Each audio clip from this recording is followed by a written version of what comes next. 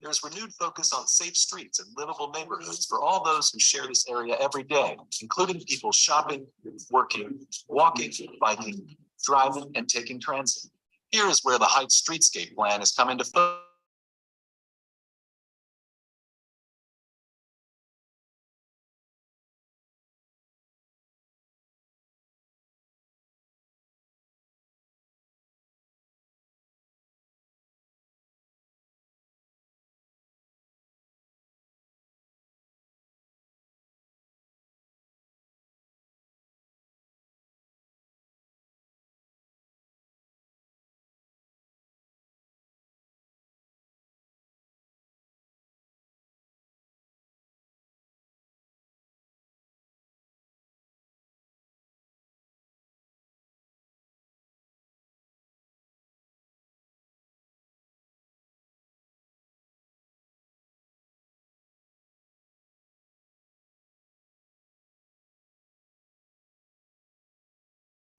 Turn lanes to accommodate the flow of vehicle traffic.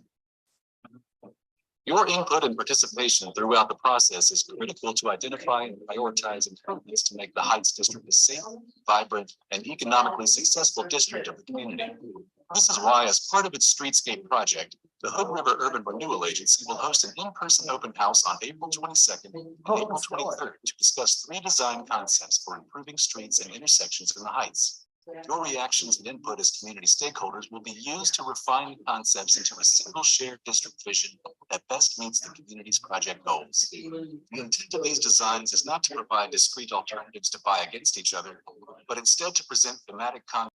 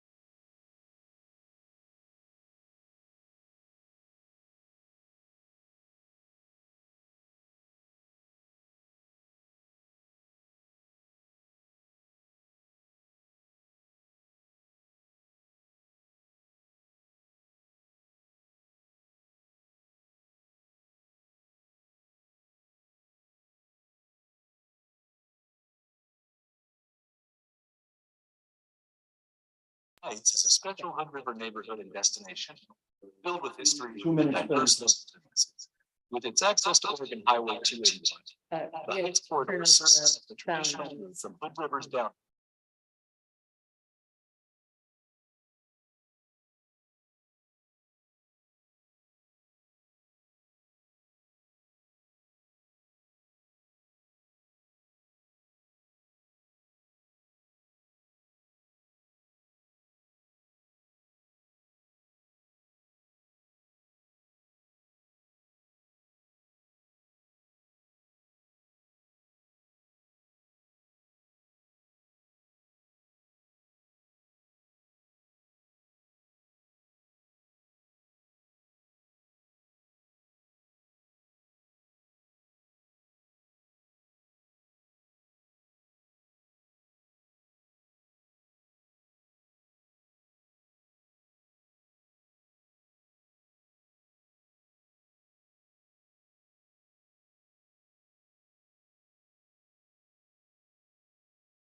critical business district and surrounding neighborhood.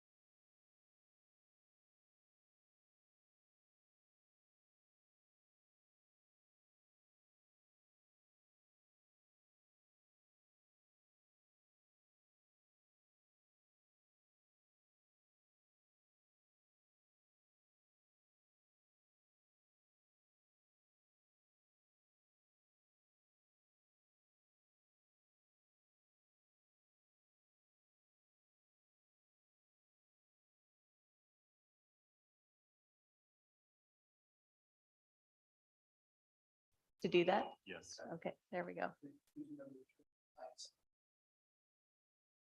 Excellent. Okay. Well, I think it's right at 5:30. It's major echo.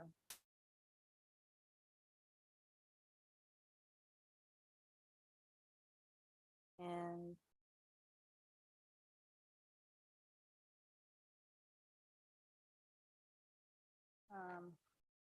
yeah. Agenda as well.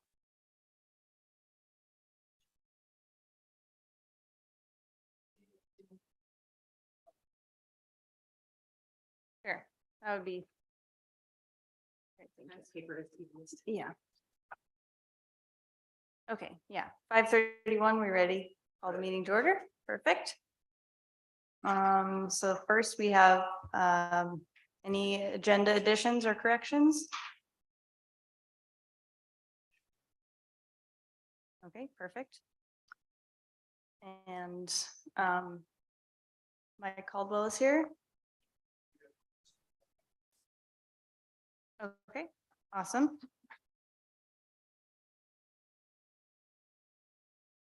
Just start with a name and address for the record, thanks. Mike Caldwell, 3405 Cascade Avenue, Hood River, Oregon, 97031. Thank you guys all so much for letting me speak. I realize that you guys are kind of working on the gotcha. So part of the west side expansion, another urban project, we listed Stonehenge for sale. My wife and I, approximately 9 months ago.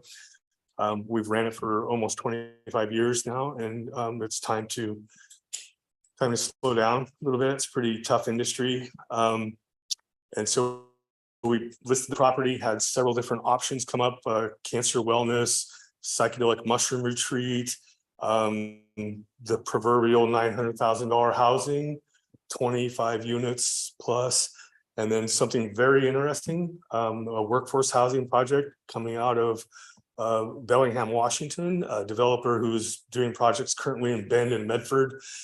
He has the resources and the capabilities to do initial infrastructure, but is seeking reimbursement from the urban renewal as they see fit. And I know that you guys lead this project.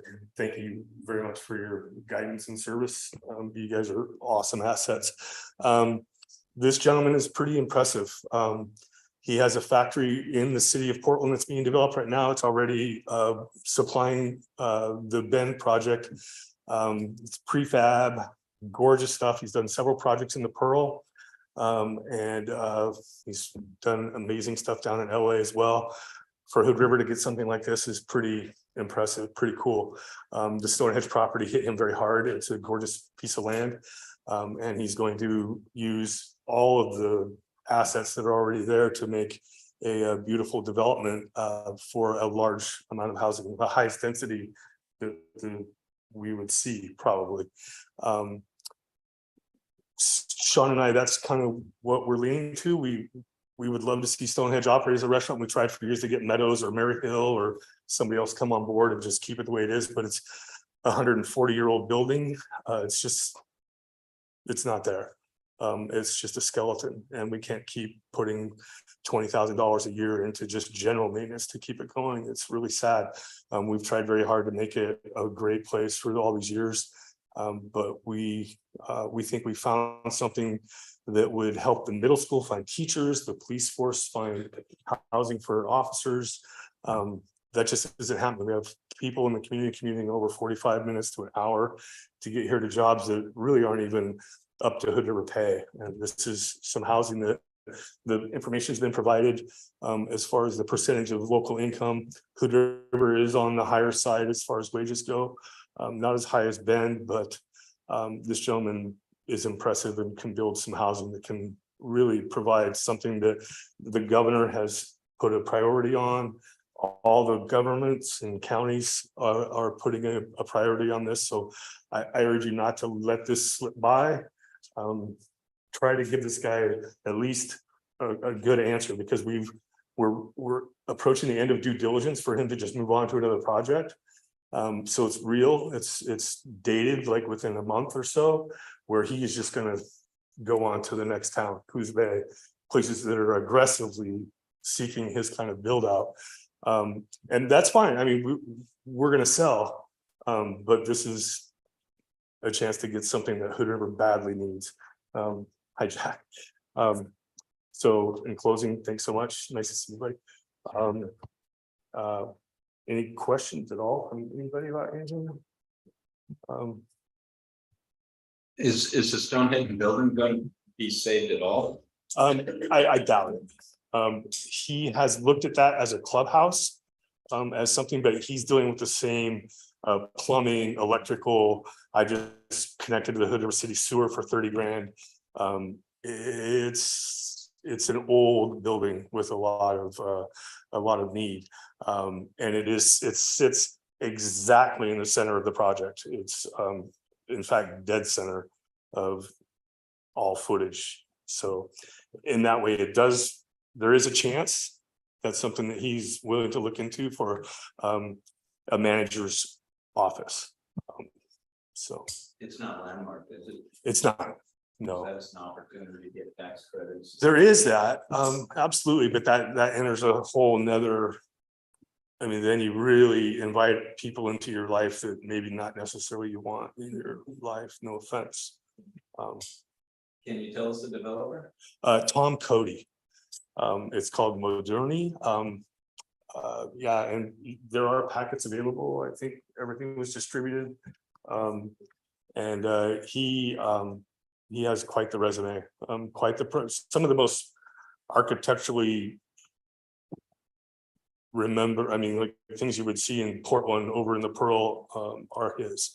And so to get somebody of that caliber out here, and again, what he's looking for, and these guys are aware, is he is willing to do some of these very large build outs to get these. I'm talking the roundabout at Mount Adams Avenue and Cascade, the most failed intersection next to Rand.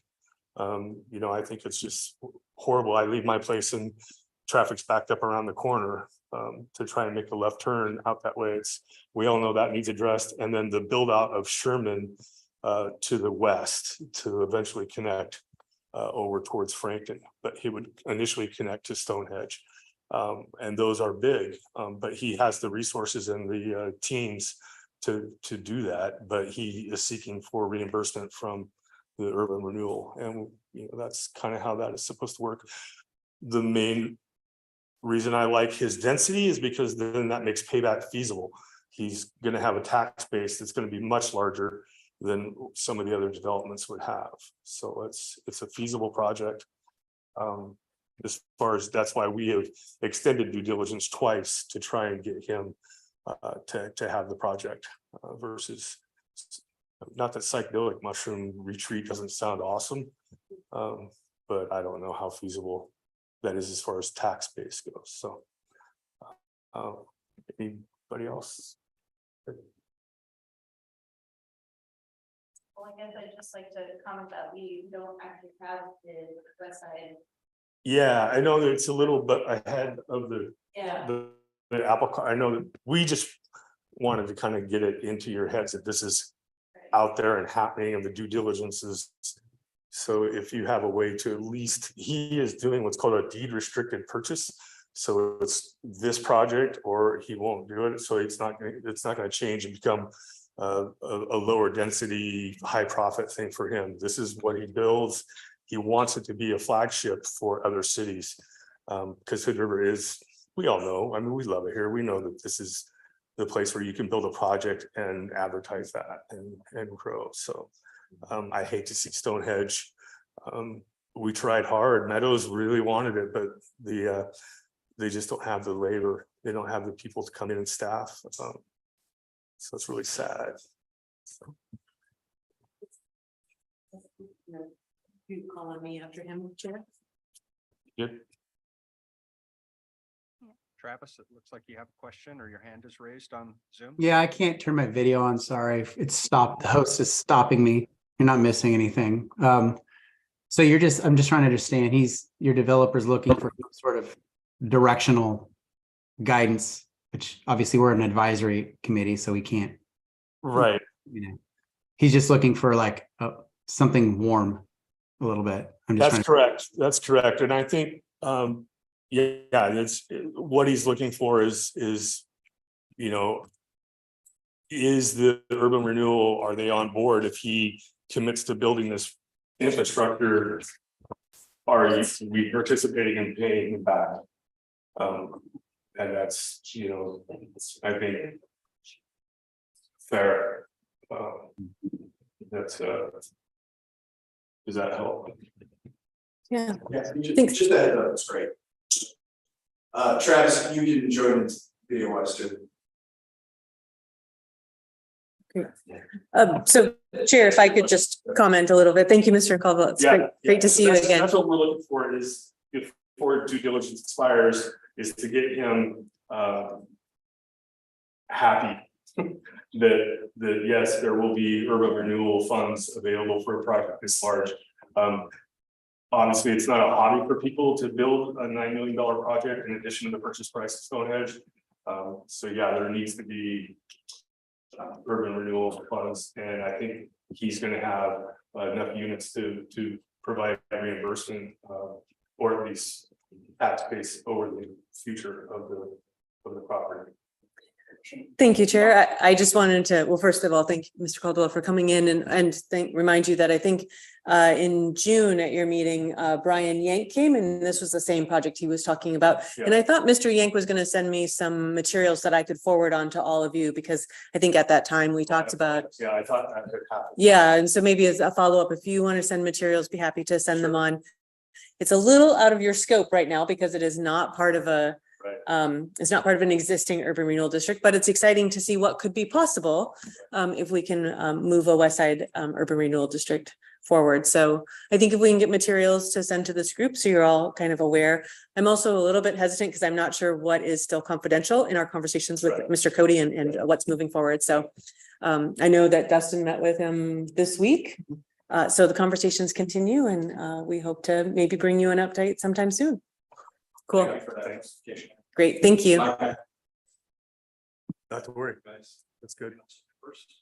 Thanks so much. Maybe when we have information sent to us, maybe qualify. Yeah, absolutely. And I'm probably out over my skis, but I was told by my wife to come here and testify. So thank you for your time. Thanks for all you guys do. The town appreciates it. Thank you, Mike.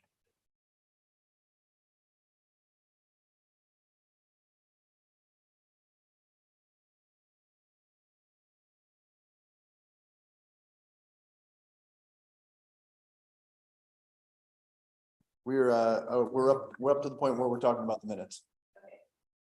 I'd entertain a motion to approve, or any edits to the minutes of our last meeting, July 10. Is that right? June 15th. Oh, right. Okay. Been too long.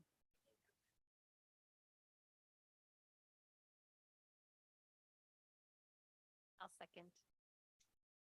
Right? Minutes approved. And I think.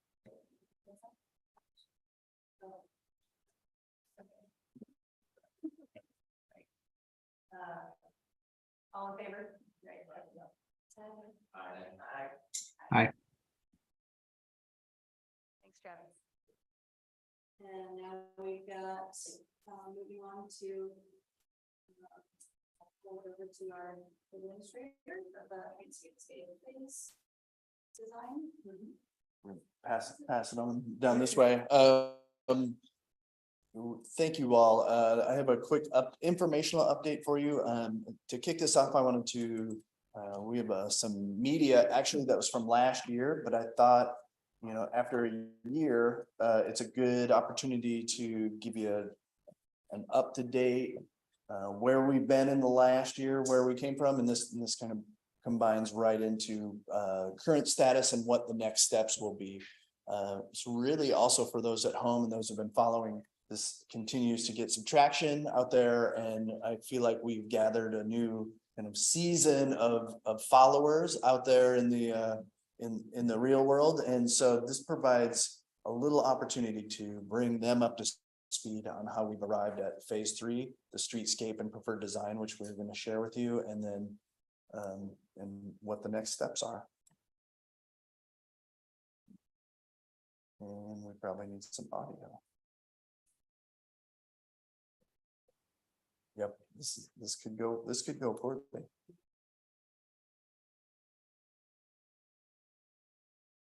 Oh, I broke it. Definitely broken.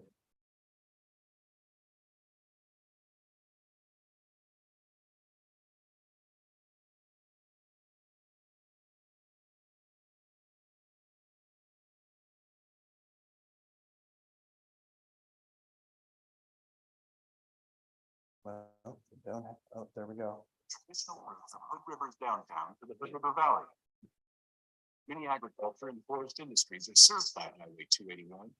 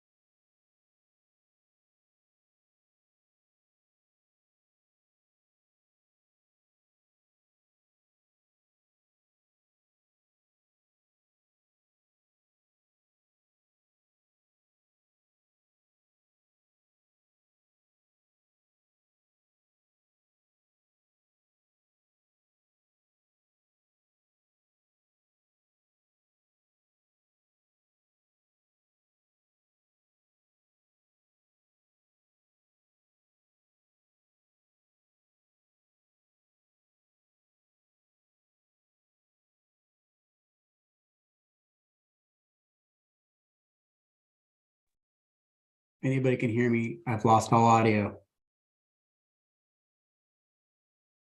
How are we doing, Travis? Oh, There we go. I lost you. So now you're back. Thank you. okay, we can get it one more time. Still working? Yeah, it's working now. Okay, we'll go over the preliminary concept, the parking status, some of the final numbers that we've arrived at, some of our most recent ODOT comments, and then the forecast of the future of the final concept report and the implementation plan that will come along with this. Might have one slide. All right, as mapped out, we are in phase 3. This is the second meeting of 3 or of 4 that actually we've gotten into. Our April findings took a lot of refinements in some very key areas, including intersection design. This is the presentation of the final concept in advance in anticipation of the implementation and final presentation plan. Now in the final concept, we do incorporate the roundabout, which was the elected alternative to the May and 13th design. Included in this, you see some advanced RFID features that include some advanced signalization here for pedestrians crossing. This is also a little more refined concept that shows this particular intersection and layout at May and 13th. The design will incorporate the traffic signal on 13th and Belmont. The consideration of a roundabout or a traffic signal at this location was now was really a point of refinement, including the closure of Belmont Extension. However, leaving an opportunity to access this from the alley, also the ability to have a mounted access and shared space here is still available. One thing that came up as a part of this discussion and that closure was related to residents of Union, which I believe there's about 10 residents between 12th Street and I guess I would almost call it 10th and a half. Which is some of the small extensions between Hall and Wilson. By closing this location and that extension to Belmont, the residents wondered what would be the traffic impact to some of their commute times, especially if they wanted to head south. So our traffic folks took a look at that impacts. They looked at 2 alternative routes going down to B Street and then heading south, and then if hopefully some highly functioning intersections, the travel time that it would take to go down to May Street and come all the way back around the corridor. Using B Street, it looked like there would be about a 45-second delay, up to a 2.5-minute delay time if you had to travel all the way down to May Street. And then that was evaluated against some of the impacts of what would happen to the entire corridor when we talked about that, using some different configurations of that intersection, having backups to Taylor Street or backups to Nix. The 45-second delay was, we consider that a tolerable, although it's a delay, it's not something that seemed to be unduly burdening on that neighborhood. The refinements of 12th Street, you have on your screen 2 cross sections. The one that was presented in April, and then below that, the refinement. The biggest change here included the removal of angled parking and reverting back to parallel parking. That freed up about 9 feet of space that became allocated to widen the drive aisle, widening the separated bike path, both the separation as well as the path itself, and allowing some additional walk space to both sides of the pedestrian network. So, based on this section, we are dealing with a limited amount of real estate here. So the refinement started looking at how could we best use that really to balance it across to all the modes. On 13th, the section that came in, some of the issues that were discussed here were if we are going to see a 3-lane cross section, a lane of traffic each way, and then a dedicated turn lane, how could we provide opportunities for additional traffic calming? In the final design, you start to see the bump outs, especially at the intersections. This will shorten some of the pedestrian travel times and narrow the space here.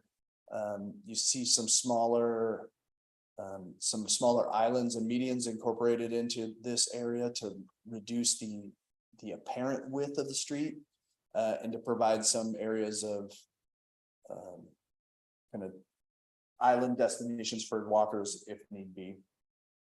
Also, we're starting to get into, in the final design, street tree plantings. On the north side, there's still rather limited real estate to work with on the pedestrian side, but we started looking at some coniferous trees, or not coniferous, columnar trees with narrower canopy that allowed a little more, which still has tree coverage, but really starts to work within the space that is available. And then down at this end, you start to see, opportunities to incorporate cat, some wider features for placemaking as well. The east-west streets, we talked about different cross sections and the use of different directions. So rather than having 2-way streets, the use of alternating 1-way streets that allowed for some improvements to the sidewalk, as well as some additional parking to be developed. Taylor Street has the most ambitious of the bike and ped facilities, with typical sidewalks on either side, but also a separated bike path. The other 3 streets, C, B, and A, now have sharrows, parking on both sides, and really are more restricted to a single vehicle lane. So here's the cross section of Taylor and the blow up. Again, back to the more ambitious bike path, using the connection and especially acknowledging a strong east to west movement between the school, which uses Pine Street, and the other, and Hood River Middle and Jackson Park, as conveying more pedestrian traffic. Also, ID beacons now incorporated into that, especially at that first pedestrian crossing that you see on the uphill. And then A, B, and C, Sharrow, single lane, large enough to accommodate emergency vehicles and travel trips, but only one direction with parking on either side. Using the one vehicle, the one lane, 14 feet, we've also been able to borrow a little more real estate for a 10-foot sidewalk on either side of these streets. On the south side, we had talked about a refinement to ensure that the bike lane and facilities along 12th were allowed to be connected, running outside of the district and outside the project area. This would allow that 12th Street connection down to Pacific and Indian Creek. This was done by making some modifications south of Belmont. This would be the Armory here to allow for that interconnection and right hand. This is also this right hand turn is also a traffic calming measure to start to slow traffic immediately into the heights. And buffered bike lane that would then tie into and use some of that that existing roadway as it connected to Pacific Avenue. Final tally in parking, that what we looked at as compared to what is out there today, what was anticipated by the existing transportation system plan and scheduled improvements, as well as the preferred design. The preferred design does save a couple spaces as compared to the existing TSP, and overall, it comes within about 6% of our estimated peak hour demands in 2040. So what that doesn't accommodate for is any business coming in that wants to produce its own parking. It takes no acknowledgement of people providing their own parking offsite. It acknowledges some real estate take or acquisition and loss of parking because of intersection improvements.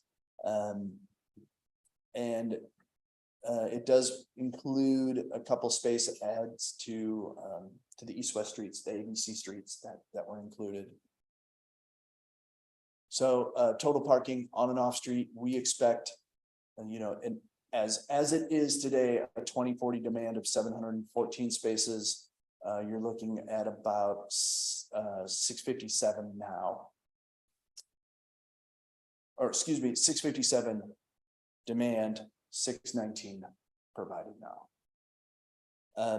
Again, this is without having any parking management there. There's no metered parking, there's no time parking. There's been no studies to evaluate mode shifts. That's something we did downtown. So we feel that being within 6% of a non-managed parking system is very tolerable when we take all the competing goals in terms of safety, pedestrian access, opportunities for placemaking. We believe this is a reasonable and supportable number. And something we've been tracking the whole time. As we've made changes, so there's been updates. It's something that has never lost sight of, been lost sight of. So in your packet, and this is one of your first views of the entire corridor from north to south, from May Street, and then exiting down to the end. Really at concept level, I think our first reactions as staff was we weren't surprised. And that's, I think, a lot of credit to the steps that were taken to keep everyone engaged and to walk this through a, now a 2-year process to this level of design.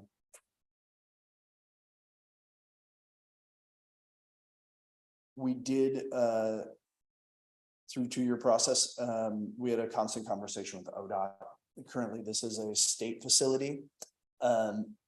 And so understanding what limits were going to be imposed upon the city or the agency as they sought to redesign this road, what opportunities were they to collaborate, what obstacles would there be by having ODOT as a part of really the jurisdiction that controls this, were some of the questions that we continue to ask.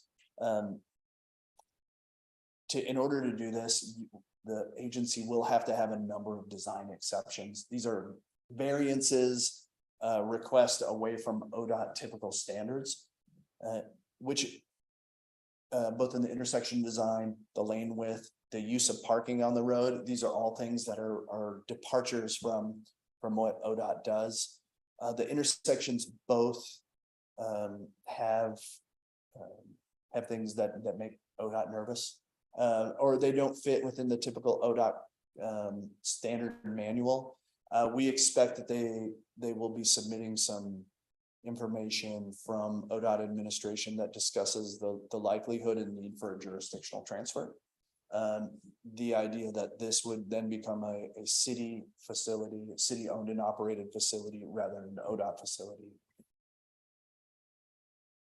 And that will come into closer and greater focus as we get into implementation and next steps. So next steps are the development of the final report. We want to document the process that we've gone through from the beginning of this project now to help create a roadmap for those who follow us and see to implement it, to see all the effort and all the impact to the community and the community's input and the fingerprint on it, and to really justify some really difficult and oftentimes expensive decisions that will need to be made. We want to document how this aligned with this. How did we come up with community goals? How did we believe that we've kind of met them? And include a number of character features, design features that we think are part of the feel and look that should be incorporated into this generalized main street. And just starting to discuss timing, implementation, funding, and alternatives to break this thing into pieces, presumably to see the project be phased out or phased into implementation. Back to the jurisdictional transfer, that's going to be one of those significant pieces. We have already been in discussion with ODOT. We've done this once before. with Oak Street. It's nice that it won't be the first time. However, the difference between Oak Street, which was developed, funded and redeveloped with urban renewal funds as compared to 281, which has not yet been developed, redeveloped and funded by urban renewal funds. There's going to be some questions about what does it take? What are the essential pieces in terms to transfer this? And then we expect to be back before you with some of the implementation and project plans in October. We think it'll take about 2 months to put the final document together, to do some graphic design, assembly, and we expect to be back here in the 3rd week in October to show you some more additional documentation. So for now, it's your time for questions, details, updates. What's next, please? I would love to be the first to say congratulations on a really amazing new launch of the job. This has been a privilege to be a part of this process this long, and sometimes it seems like it's taking a long time, yet it's incredibly complex. It's been really clearly presented. The whole stripe of the path we've taken has just been really easy to follow, and I think for that are interested, I think it's the same. It's fun to delve into the little corners, details, and see like the potential for some of the spaces that we're talking about to improve massively. But I haven't stuck with that in my head. It's really hard to quantify what could be taking the Union Street traffic flow diversion to account specifically. Like that's assuming that they're still going to take their part of road structures. There's no safe way to do that. There is a really clear, nice parkway to get there. I think the car and all, just walk or like gives them a wag. And that's a hindsight measurement. Can't be done ahead of time, kind of thing. But it's brilliant. And I'm super excited to see how this proceeds this round. Thank you. Thank you. Yeah, all right. Camera over there. That's awesome. I'm super excited to see how these refinements are like slowly coming into play and just get to put eyes on how the cross streets are coming together. And specifically, I really like the 12th Street refinement. Personal opinion. My only constructive criticism possibly for that protected bike lane is just how with snow plows, just want to make sure that that's constructed in such a way that it's not beat up over time.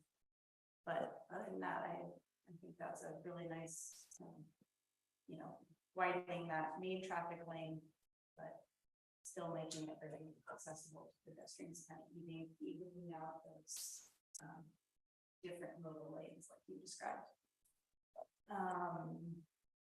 The bike path aspect was very much it looks great in design, but we needed to make sure that we had Public Works here because they are the folks that are going to be out there trying to figure out how to move this snow. And there's not a lot of real estate to push it. You don't have a big area where you can just throw it off into a field or pilot somewhere. So we really were intentional about giving them a heads up and trying to get their buy-in on how they manage this, because it's one of a kind. Like we don't have one of these. We don't get blower, powder out here. It comes as ice and slush. And so we really needed to honor that as the expectation of how do we maintain and operate this in a 4-season environment, in a tight 4-season environment. So we'll learn a lot. We'll learn a lot with that.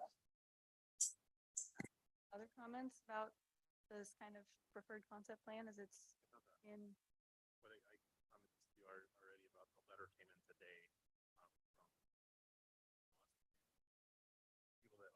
people that owns the property. There's really well written letter about that.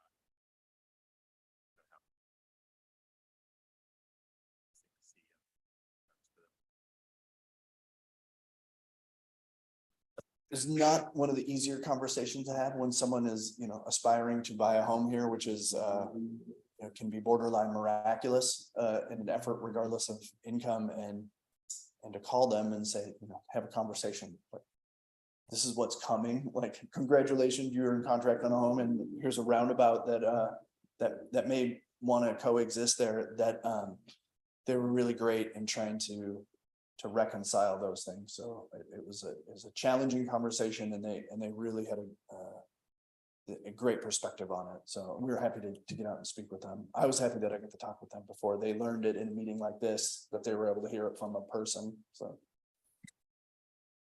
What was your takeaway from that conversation? I would say they were enlightened to the world of urban renewal and zoning and planning and transportation. And understand this is a generational project, but also, it's your house and home. So there's a bit of a conflict there. It doesn't necessarily make it easier or more challenging, but I would say, as it's a tough circumstance. And again, I think this project, to try to convey that the project is bigger than any of us and will have lasting inputs long before or long after we're all gone. I think that seemed to somewhat resonate. So There are 3 lots there. Have you talked with each property owner? Talk with the Popes first. The next 12-17 will be next. I'll have plans to talk with them, and I have a meeting with them. I'm hoping the third one is more of a frontage inconvenience and not a home take. I'm curious how property acquisition works for the city. Is there a metric or a multiplier, or I'm sure. So any property compensation is going to have to be based on fair market compensation. So you go through a certified appraiser process, not just an average appraiser. You come up with a number, and typically the acquisition is most delicately and gracefully done when it's between 2 mutual parties. That is first attempt to negotiate a price, and then after that it moves on to more difficult and formalized conversations and methods. So we always do the appraisal, that's required by law, and we start the negotiations. So that's a typical route. At what time, it's going to have to be based around implementation. So yes, some of the good news is this is not next month's construction project. We were talking about a funding cycle, a design cycle that has quite a bit of runway to it, measured more in years, less than weeks and months. So I have, again, accolades to you and the design team. This is coming together great. I had a couple questions. You had brought up the Union Street residents. This is kind of a 2-part. I love the directional roads. You've heard me talk about this. Would there be a benefit to reverse the directions of the roads to give them a little less travel? And then as far as parking, the second part, would there be any benefit to open June Street all the way through from 12th and 13th to add angle parking or parallel parking on that route as well? So June, I think, is more of a redevelopment future opportunity. It's a paper right away now. We showed it on here, not as a construction project, but more of how does this divide up the block.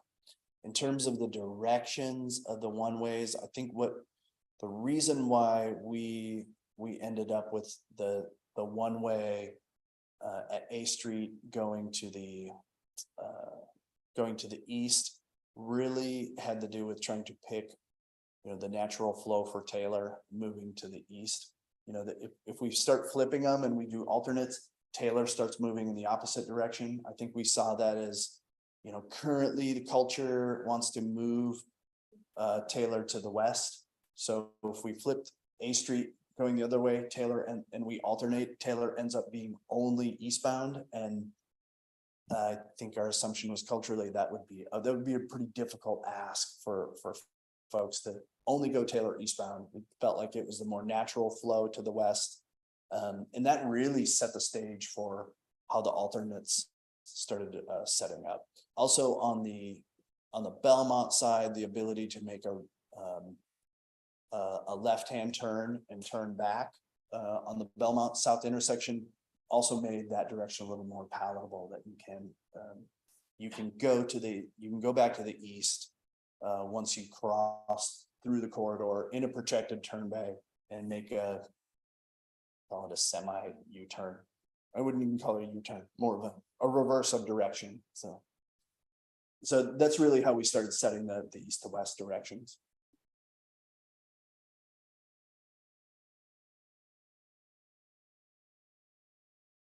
The Belmont, combining the bike lane.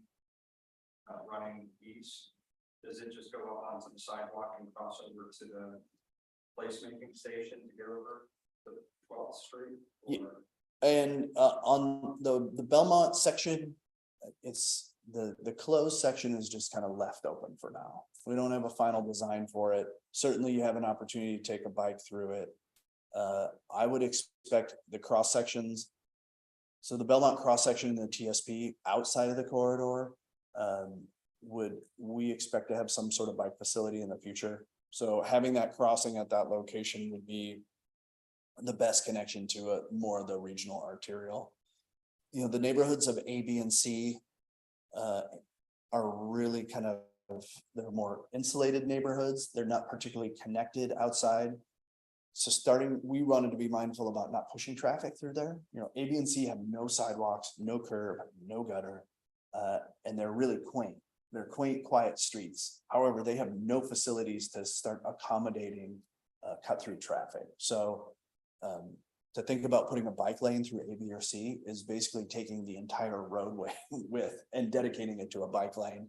This is where the connection to Belmont at a signalized intersection becomes the most seemingly logical next future step into this, is using Belmont, its larger arterial or collector status, with some philosophy, the similar philosophy of dividing amongst uses. So catching Belmont, catching that traffic in the future will be what's next. Is that what was shown in the green crosswalks? Is that a sheriff Mm. providing? I can't zoom in. It's just crosswalk at this point. Well, I see the white crosswalk and then just to the north and south of each crosswalk Yeah. is a little green crosswalk. Yeah, that's some bike location pet additional facility. So this, it's not a chevron, it's kind of the boardwalk. Gets advanced with your bike facility. So advanced crosswalk here, and you'll be able to see the same advanced crosswalk at Taylor Street. Sorry for everyone who's watching this. An opportunity to flow back from a separated bike lane back into a Shero facility here. How does that diagonal thing work? Like, is there a button the bikers can push to get It- across, or do they have to wait for traffic like a car? They'd be waiting. Anything that's crossing east to west is gonna have to wait. The blinkers will allow for signalized both ped and bicyclists to push the ped and get the flashing beacon. And then it goes diagonal just because the bump out on one side's bigger than the other side. You're transitioning out of a separated bike path around a narrower, so we have a bulb here. In order to narrow this, if you cross this intersection, this is an extremely long cross with no protection. By putting in the bump out, you reduce this. One, you're gonna slow it down because the car is only gonna have 10 feet to squeeze through. You're gonna reduce the exposure of a pedestrian in the lane time. But by doing it here, you're gonna slow traffic from coming up here. You're gonna slow traffic into the neighborhood. You just have to accommodate. Right, and there's no bigger bump out on the other side, because there's a parking on that side, so Right. there's not roads there. No bump out on this side because of the bike lane, no bump out on this particular end, because this is through traffic with no more real estate to work with. Also, you gotta you gotta allow them to get that right-hand turn with a little overswing. So there's no parking here in order for this. Now this is one lane too, so there's not a whole lot of borrow into the oncoming lane. So this radius and becomes really important to make sure that we can get vehicles to turn there without having to back up. And then people coming left, like up 13th, well. 13th flows this time, they're coming up the hill. If they want to turn left on Taylor, they would just wait in the middle of the intersection, because there's not turn lane there, because There's no, if you're coming up, meaning up this direction, Yeah. there's no left on Taylor. Oh, there's no. No, Oh, wait, because then, yeah. please don't turn left on Taylor. If you want to go left on Taylor, and that's why this island also becomes important, because it takes away that urge to merge to the middle and make the left. I mean, we were doing nothing with the hand shaking of right around 13th on Taylor, so I would. Oh. That maybe. So what you can see here is now we have a median. This queues up the opportunity to make a left. At this location, you'll see this now longer median, no opportunity to make a left. So we're trying to use some of these environmental features to be some green space, some landscaping, also to control the direction of traffic without using paint. Right, but then there's still an opportunity to turn left the other direction. Yep. Which is not as much. Right. And this is a small space here to get out and move into C Street, but the number of vehicles we expect going onto C, it's not a whole lot of queuing that happens getting onto C Street for the neighborhood. So shorter distances that are needed. For bicycle eastbound from Taylor into that angle to get to the shared path. Eastbound on Taylor, is there a push button for them? You're a little more out of sight. There'll be push button here. I don't know if they're probably gonna end up with one. We're not at the level of detail where they're located. I think the key here, just again, based on current features, is you protect people from southbound traffic starting to accelerate going uphill on 13th. That's the first opportunity that hopefully slows and calms traffic through the whole corridor.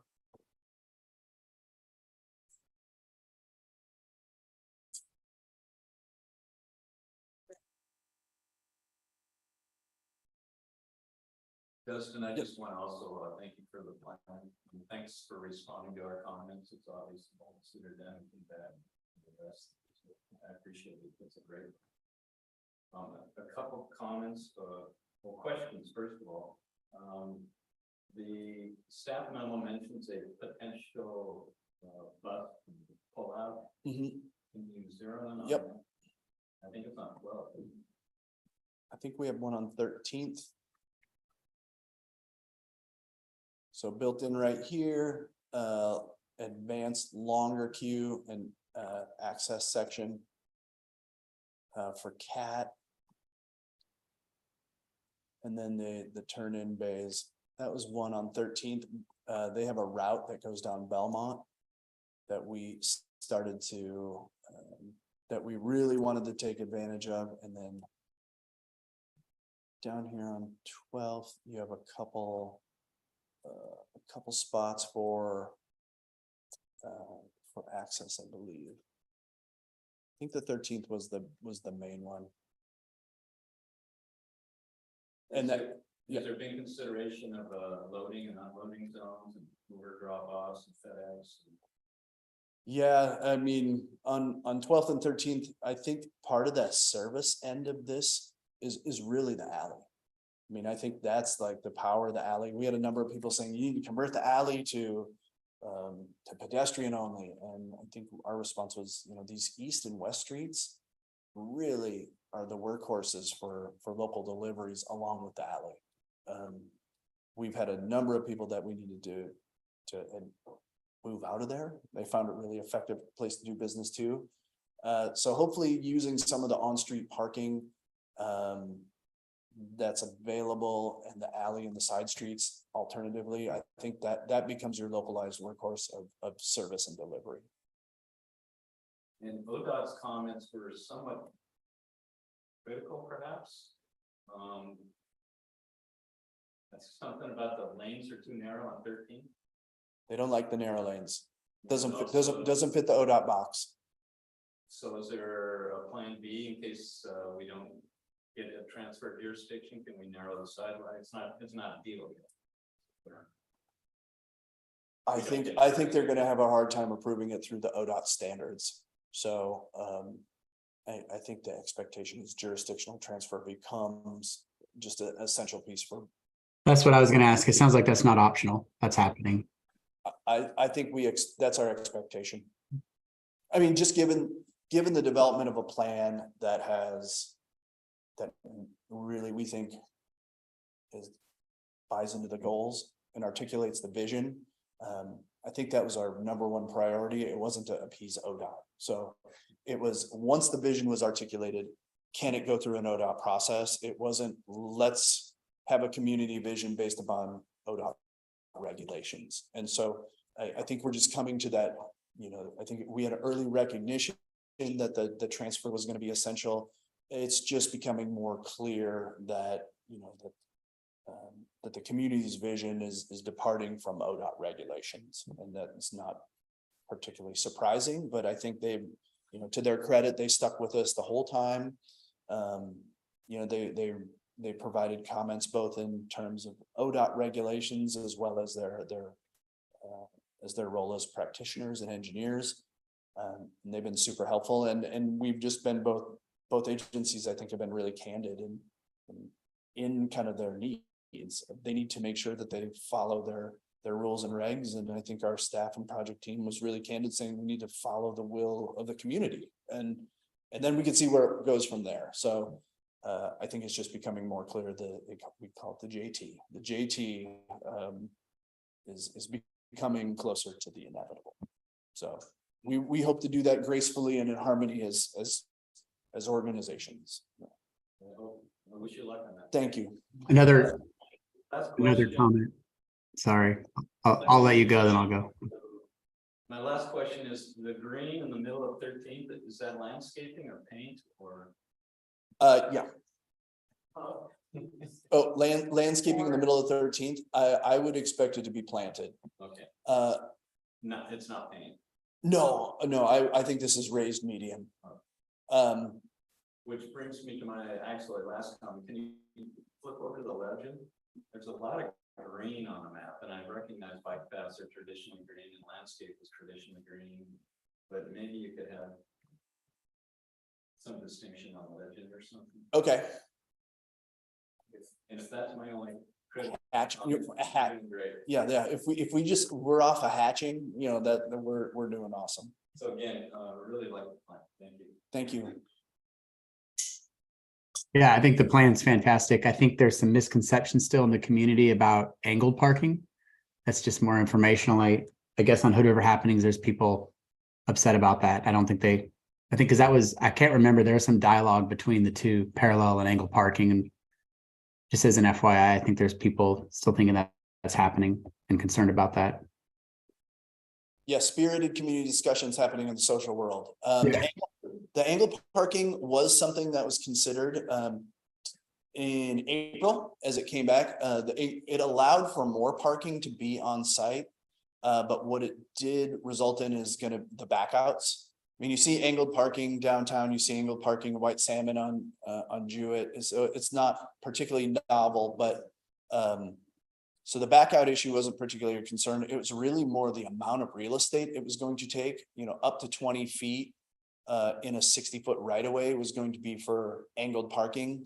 And the amount of spaces that were lost, I think, from going from angled to direction or parallel parking, I think we lost 8 spaces. So not enough, the loss wasn't as significant enough to offset, or it was definitely offsetting to the amount of real estate that the angled parking was going to take. So that was one of the refinements that went through in April and shows up here in your cross sections.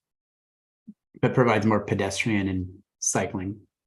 The difference is rather than 60% of the space being dedicated to a parking and a lane, 60% of the space now is dedicated to a bike lane, 2 walk and 2 sidewalks. It flipped 12th Street from being auto dominated and parking dominated to bike and ped dominated. And I think that was the intent, is to have that a little more parity amongst the modes. I like it. Yeah, I think that's, well, just to reiterate, I think that's what we talked about, and it was like, we wanted that, right? So. Then I just had a question about the ODOT and the 13 feet, or I don't know, whatever it is.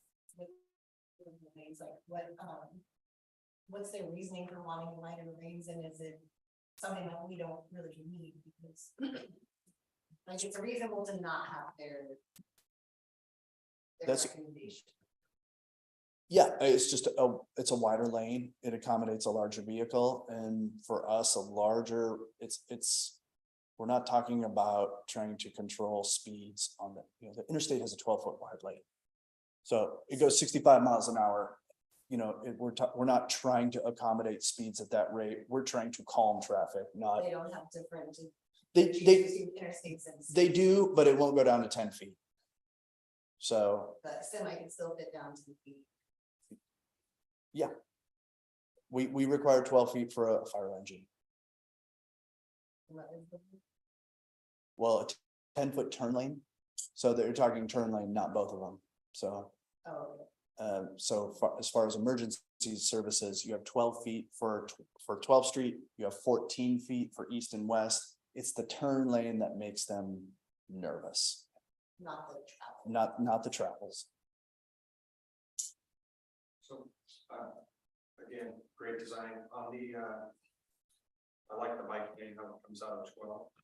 Do you have anything shown here, how it's gonna connect from Union, to Pacific? And that's out of the scope of the map here, but we had some conversations about what we were gonna do on that hill. Oh, beyond, Yes. the selection was to, rather than have it dip the 30 feet down to Indian Creek, we'll have a cross section that shows the use of 13th at grade and the expansion and width and the use of a shared path, which is, I believe it ended up being almost 20 feet of shared space. So it will be more at grade. It does kind of, this is where it ends. But it's more at street grade, utilizing some of the extra lane width now, most likely with some sort of retaining wall, rather than having a path dip to the lowest Indian Creek grade and having to come back up. So for kids coming from off of Pacific and the neighborhoods back there, will they just let sidewalk just be that shared Yeah, space? for the yeah. most part? Yeah, we'll be looking to have that shared space, but more at street level or above street level, not at Indian Creek grade. That will be the next project too. The goal here was to see how could that connect and what would we want that, anticipate a future connection and at what level.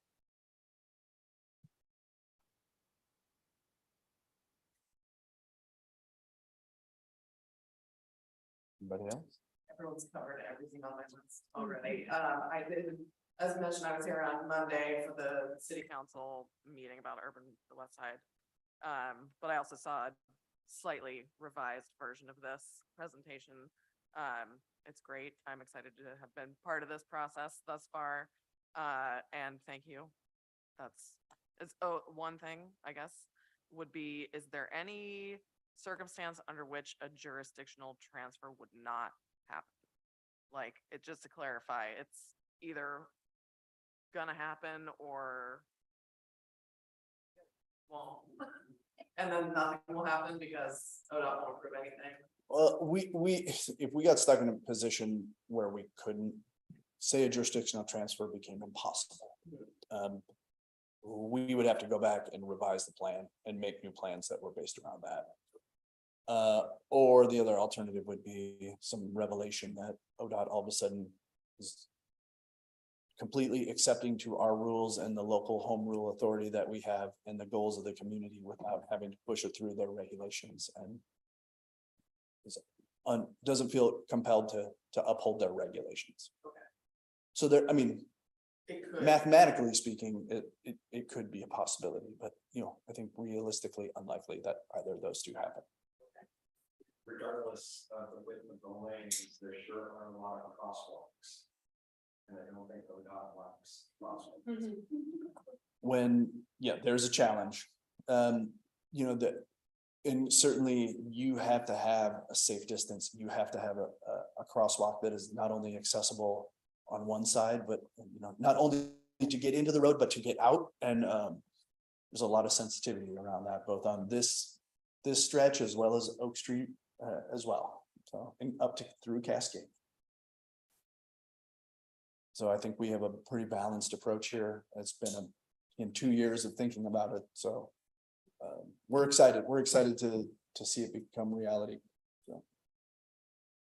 If you don't have anything else, please do continue to give me feedback. We'll be back in October to talk about, we'll have more information compiled in a nice packet that is designed by graphic designers. So we'll hope to get this kind of compendium of information, bringing you back to, goal setting and some of the stuff that we looked at with our with the public, and it'll be a nice document to reference to see this thing launch.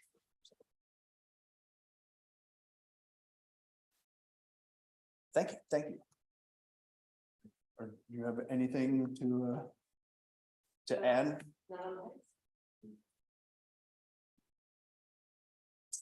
Okay, thank you very much, Dustin.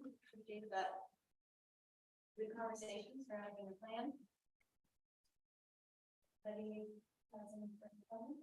Otherwise, I guess I'll entertain a motion to adjourn the meeting. If I may, Vice Chair, I can give you a quick update us on the west side. Yep. That'd be great. I know that's not on the agenda, but we're in between week. So as Kate said earlier, we had the public hearing for the West Side Urban Renewal District on the 14th, this Monday.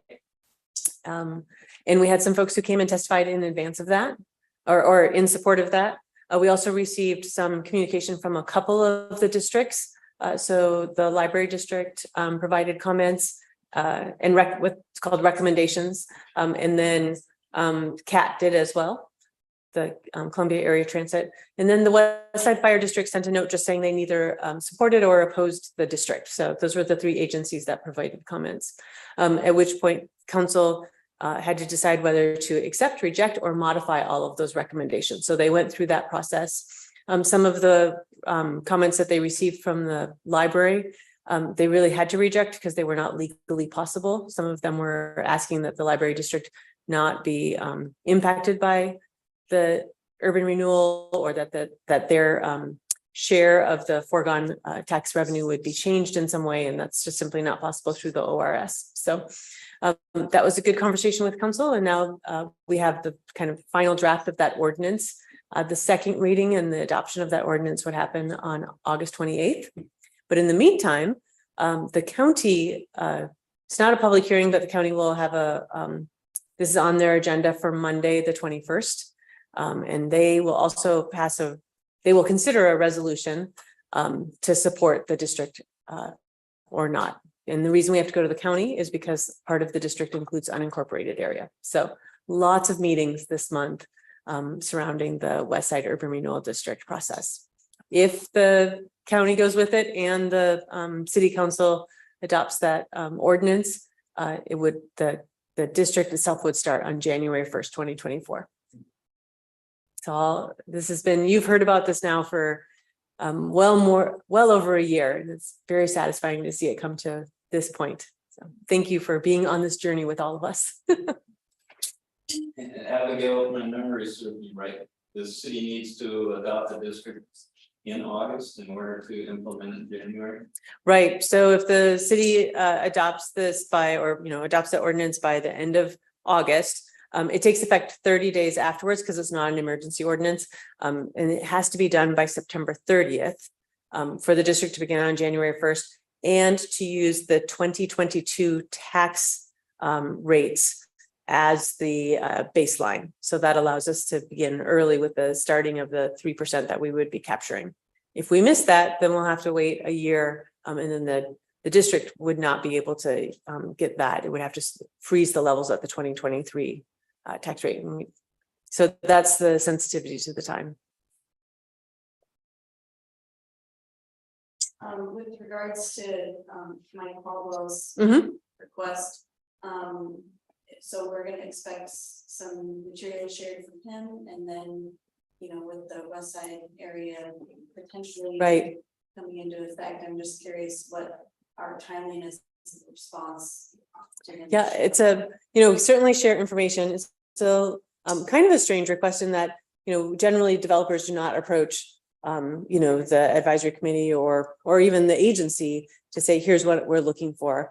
Really, that's handled at the staff level, but I think they feel an urgency for this project and it's a big deal. I mean, I have seen some drawings, it's pretty cool. But I think because you're looking at the number of apartments that would be added to that area, it would really have an impact on the traffic. So traffic study is an important piece of that. And that's why they've been coming to talk, because they know that on the west side plan includes a roundabout or some kind of controlled intersection at Cascade and Mount Adams. And they also know that the district doesn't have money on day one. It's not going to be able to start. And that's why they're looking at, is there a process in which they could start it and then the district could reimburse. I think Mr. Caldwell mentioned that today. So I think if we share the information and if you have questions, I mean, it'd be really unusual to have a developer come and present to all of you, but we could, you know, Dustin and I could talk about what that might look like or how we can share information that is publicly available about the project. Because it's a really interesting project and I'm happy to share what we can. Thanks. Cool, thank you. Yeah, great, thank you, Abigail, appreciate it. Abigail, is there any update on the Second Avenue signal? I think my one piece is that construction will start after Labor Day, right? We've been very intentional about not wanting to start construction this summer. So, but you have seen some pre-work. Northwest Natural is out and I think they work to move some gas lines. And so if you've seen construction, it's probably been mostly, Northwest Natural, maybe Pacific Power, the private utilities trying to get in there before construction starts. Excited for that. I'm like scared, but excited. Any other items from members?